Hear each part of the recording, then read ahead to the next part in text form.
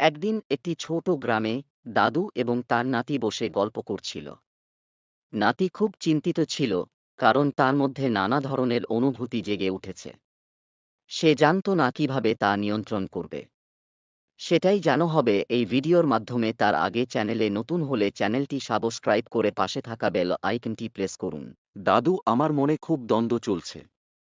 মাঝে মাঝে আমি খুব রাগান্বিত হয়ে পড়ি, আবার কখনো খুব দুঃখ পাই। কেন এমন হয়?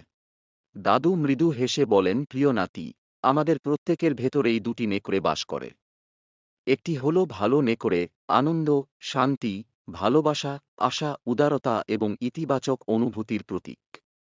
আরেকটি হলো খারাপ নেকড়ে, রাগ, হিংসা, দুঃখ, লোভ, অহংকার এবং নেতিবাচক অনুভূতির প্রতীক।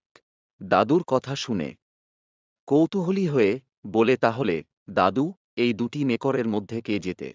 দাদু হাসতে হাসতে বলেন, যাকে তুমি বেশি খাওয়াবে সেই জিতবে। নাতি আলতো স্বরে বলছে, দাদু, তাহলে আমি কিভাবে ভালো নেকড়েকে খাওয়াব?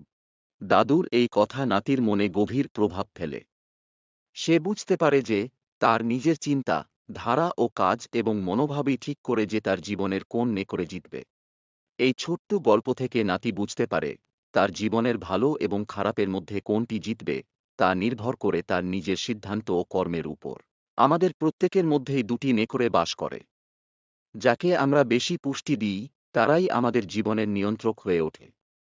নিজের মধ্যে ভালো নেকড়েটিকে শক্তিশালী করার জন্য প্রতিদিন ইতিবাচক কাজ এবং চিন্তা চর্চা করতে হবে।